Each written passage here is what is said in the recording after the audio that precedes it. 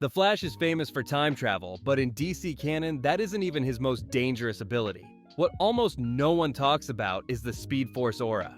This energy field automatically protects Barry Allen and anyone he carries from the laws of physics. Without it, moving at Flash's speed would ignite the atmosphere, liquefy his body, and shatter the planet. But the aura does more than protection. It selectively ignores causality. It allows Flash to steal speed, lend speed, phase through matter, and survive paradoxes that erase entire timelines. In some comics, the Speed Force even shields him from reality rewrites, letting Flash remember worlds that technically never existed. Time travel is just a side effect. The real threat is that the Flash operates outside the universe's rules, and when he loses control of that aura, reality doesn't just change, it breaks.